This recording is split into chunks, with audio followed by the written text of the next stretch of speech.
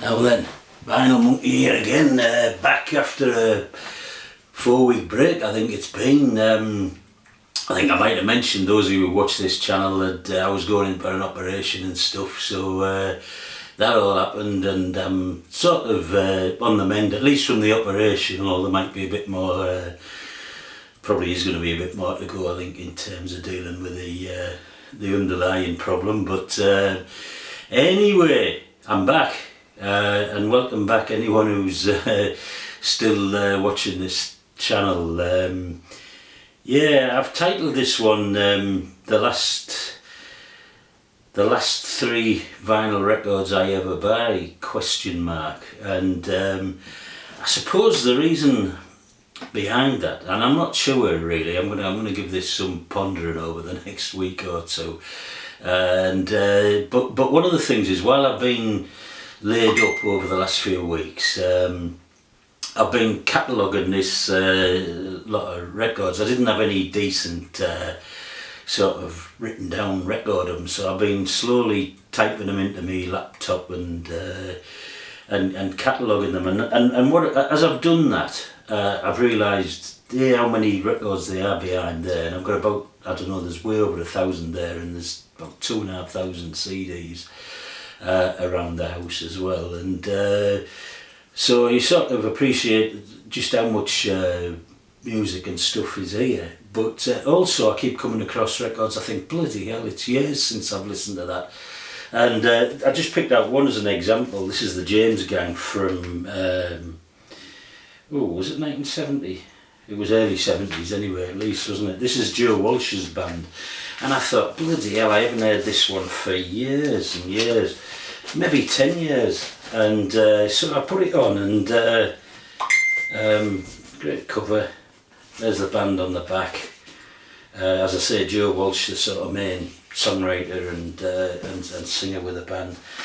And I put it on, and I just really enjoyed it. I mean, it's a raggedy, sort of messy, very evocative of its time, but really, really enjoyed it. And then I put it back in there, and I thought, bloody hell, that might be another 10 years before I get to play that again. And that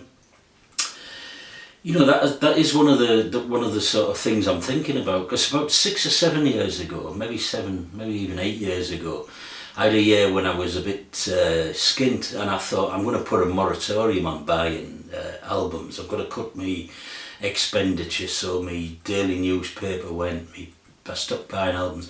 And I thought, what I'm going to do with the albums thing is I'm going to stop buying any new ones for a whole year, and I'm going to listen methodically right through from A to Z all the albums I've got. And that took me actually the whole year. I mean, at that point the record collection was less than half what it is now, and it took me the whole year. And I don't know, maybe on a good week I was listening to 8 albums, something like that. But I got through the whole lot, and I really, really enjoyed that process. And I've worked out now that if I was to try and listen to each of the albums I've got on vinyl and CD, and I went through 8 or 9 albums per week, it's going to take me nearly 9 years to listen to it all. And I think, bloody hell, I mean, that's ridiculous, really. So it's inevitable that there's going to be a lot of stuff here that doesn't get listened to. The other thing that sparked me sort of thinking about this was, I read an article in the paper last week or the week before by, I've forgotten his bloody name, but he somebody in the music business. He's been a well-known record producer, that well-known that I can't remember his name. But anyway, he was making an argument that there's no way we should be buying vinyl albums or even CDs anymore, on a sustainability, on a thinking about the planet business. Their carbon footprint is just far too much. Streaming is fine, the quality of streaming is improved and blah blah blah.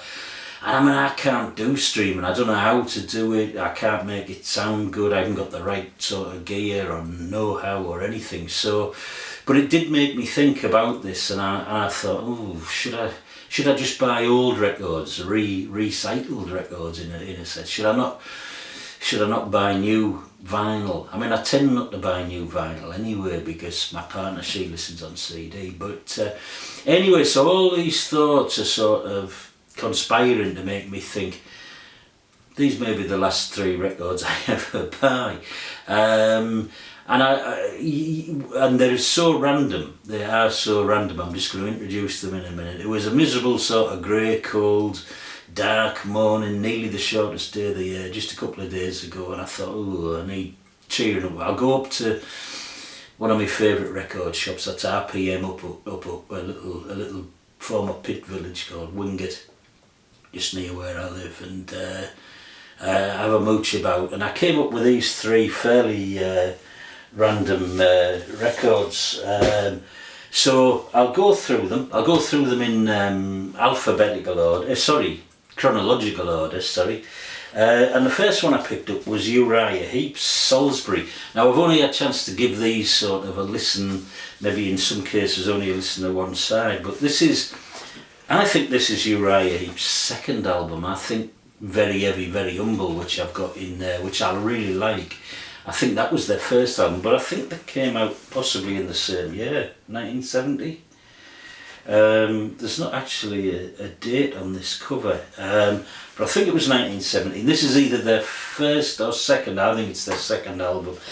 And I thought Uriah Heap started out as a really interesting band, you know, ploughing some sort of furrow between heavy metal, heavy rock and prog rock, and this one leans very much towards the sort of prog rocky side of it, with Dave Byron's falsetto vocals and the sort of organ, piano up front.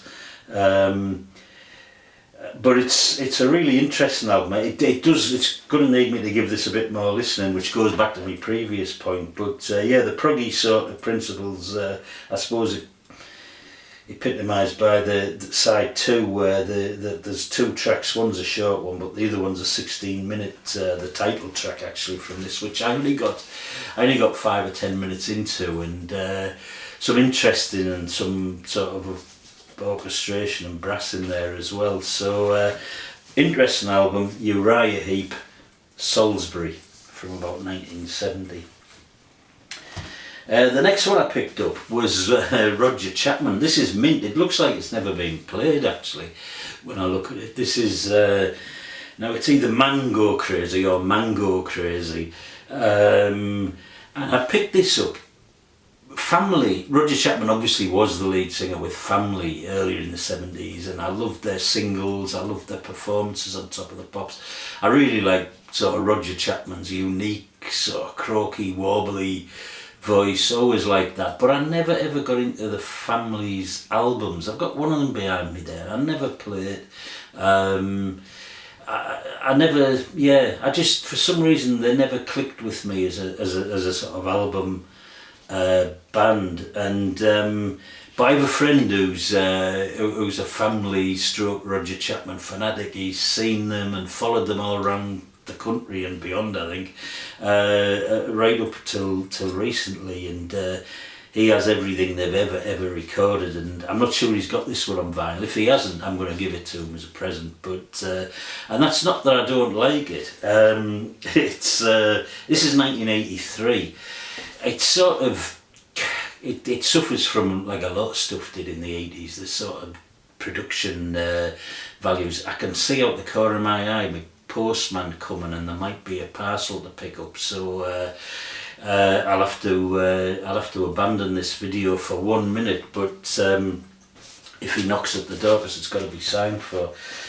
Sorry, stop warbling on, but yeah, I picked this up and I thought, I often look at the sort of song titles and first verses just to get a clue, and I read the first verse here. This is from the song, the title track, Mango Crazy. He's the postman coming now. Is he gonna produce this parcel? Is he gonna produce it? I think he is. So, or is he just gonna post something? Maybe he's just gonna post something. Hopefully, and I won't have to start this all again. Yeah, he's only posted something. Excellent. Right, crack on.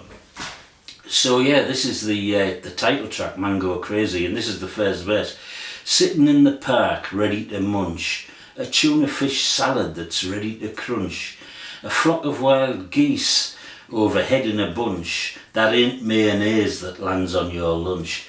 And I thought, Jesus Christ, bloody hell.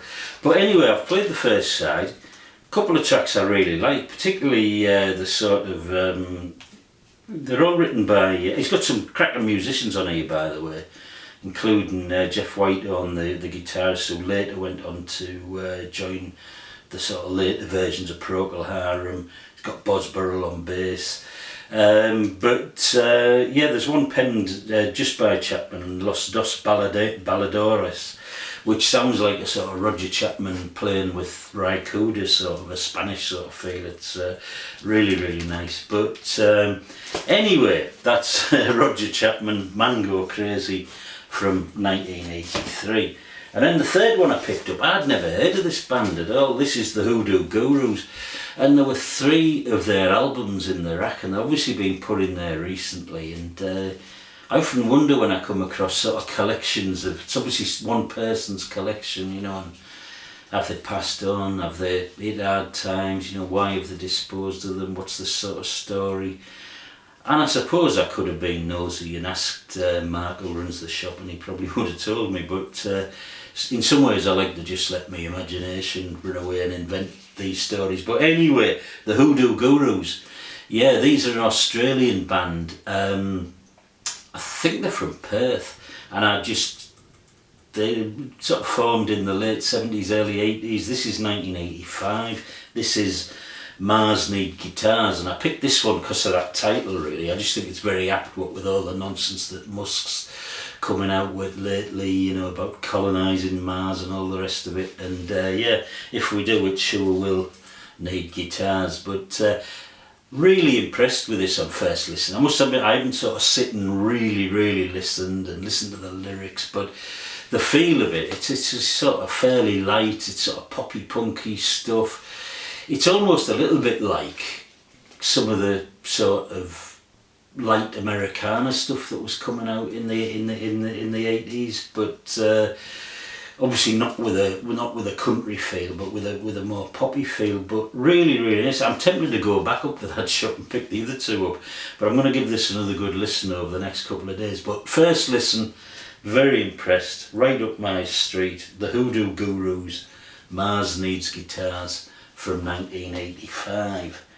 So I'm going to give all of this some pondering. They might be the 3 last vinyl albums I ever buy, or I might just go for another moratorium, or I might go for a partial moratorium, which might be, for example, no more online purchases, because I do love rooting around record bins and stuff. But in any event, I'll give it some pondering. I hope to get this channel back on the road early in the new year and get back to me sort of weekly videos.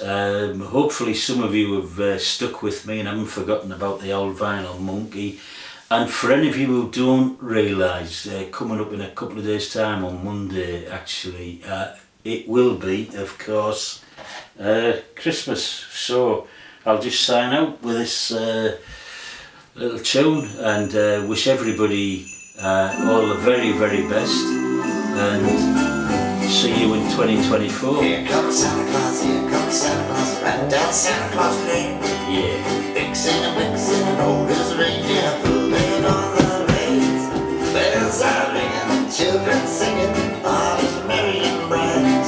Hang your stocking, say your prayers, 'cause Santa Claus comes tonight.